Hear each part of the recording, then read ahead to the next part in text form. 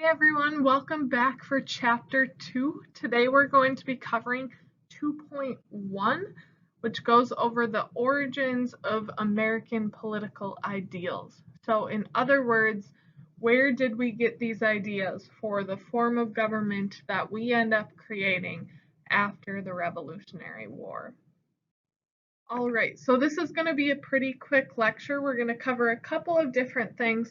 First, we're going to just kind of talk generally about how our constitutional government in the United States came to be, like how it was influenced by centuries of political thought that happened in England in particular, but also throughout the rest of the world.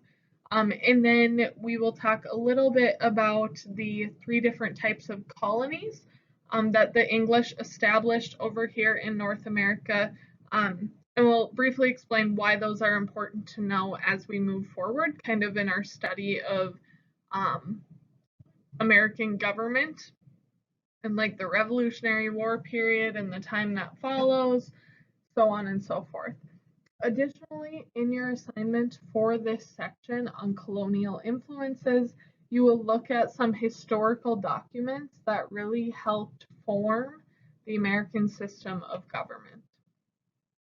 So in the colonial influences assignment, you'll be looking at a number of different principles, basically big ideas that we can find within the US Constitution. But I'm going to give you one of those to start off with, and that is rule of law. And rule of law is really a driving force in the American fight for independence. Rule of law is this idea that the government is always subject to and never above the law. And so the government needs to be held accountable for their actions. And one of the major frustrations of colonists at the time is that there doesn't seem to be rule of law under the King of England. And so that becomes a really important principle within the Constitution. Now, there are some ideas that we did kind of steal from the English government. So we knew that there were things we didn't like, but we also knew that there were things that did work well. And so I have three basic notions from England. The first is ordered government. So colonists knew that they wanted an orderly society.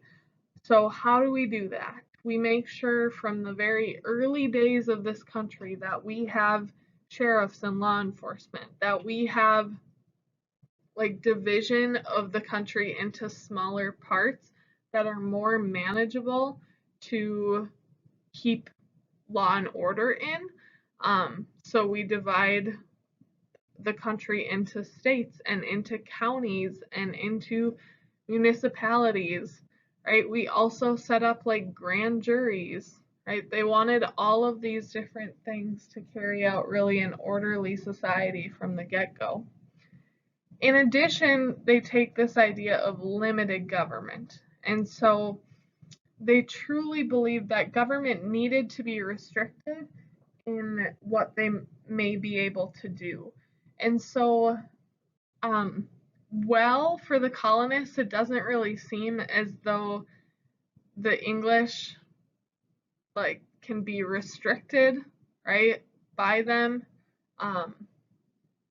There is a degree of limited government in England at the time. It's just that the colonists aren't part of that as colonists versus as English citizens.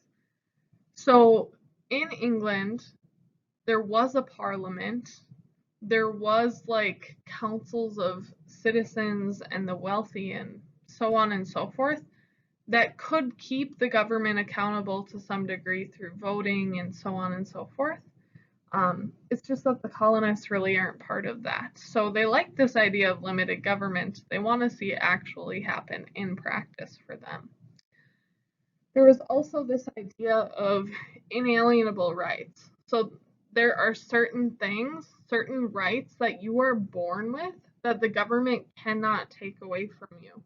So thinking back to John Locke in section 1.3, talked about life, liberty, and property, and how it's the government's job to protect those rights. Not only to not violate them, but to protect them as well. And then we have this idea of representative government. So basically the idea that government should serve the will of the people. And in England, like I mentioned, they had a parliament at the time that represented English citizens. It just did not represent the colonists, and the colonists were impacted by the decisions that were made in England's lawmaking body. And so they want to see actual true representation of themselves in their new form of government. So, as I mentioned, we're going to look at some different influential documents in your colonial influences assignment. And so you'll look at some different primary sources and kind of evaluate what are the big ideas involved in this, and what did we kind of steal when we were creating our Constitution and our first forms of government. So we'll talk about the Magna Carta, which is an English charter that really changed how the monarchy worked in England, gives some rights back to the people, so you'll read about that. Additionally, he'll talk about like the English Bill of Rights and how that looks similar to the American Bill of Rights that we have today, so on and so forth. Okay, there are a number of different primary source documents that you'll look at in that assignment. So that was just to name a few, but you'll also look at like Thomas Paine's Common Sense, Cato's Letters, and the Mayflower Compact. So then we have three different types of colonies. So first there were royal colonies, and royal colonies were directly controlled by the crown. The king named a governor who followed direction from the king. So the governor of royal colonies was basically just like there on site to make sure that people were doing what they were supposed to do.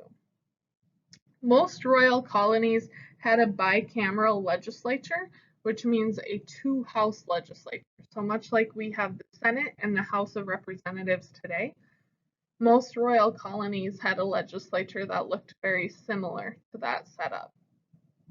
So some examples of royal colonies you can see in green on this chart.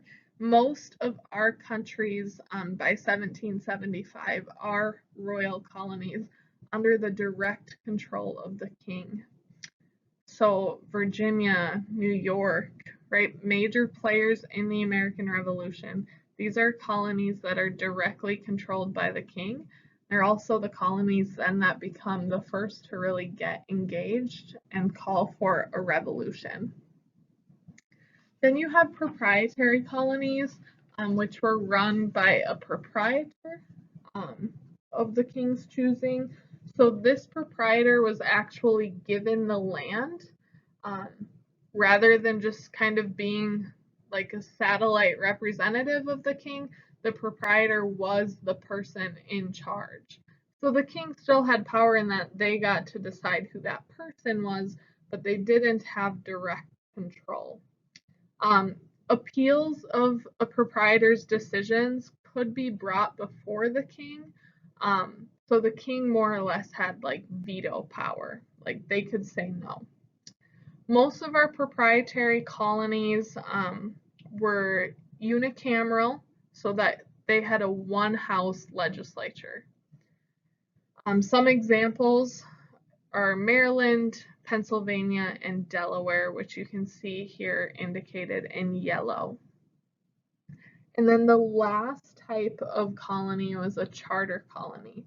And charter colonies were run mainly by elected legislatures, and they mostly operated independently of the king. So they're largely self-governing. Governors in the charter colonies were elected by white male property owners. And basically, the crown's approval was not needed for anything happening inside of these colonies. So some examples were Rhode Island and Connecticut. Rhode Island actually becomes like the last state to like become involved in anything with the revolution or the new constitution or anything like that.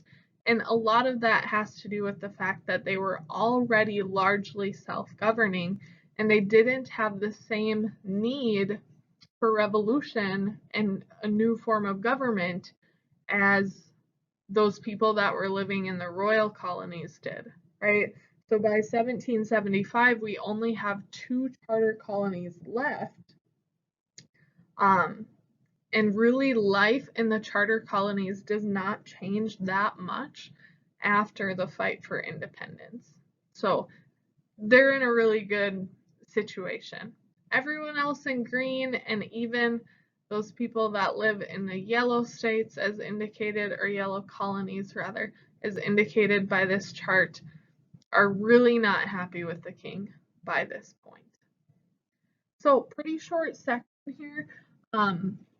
You'll learn a lot about really the foundational documents that helped inform our political thought when creating our first forms of government in that colonial influences assignment. So take a look at that. Let me know if you have any questions. Otherwise, have a great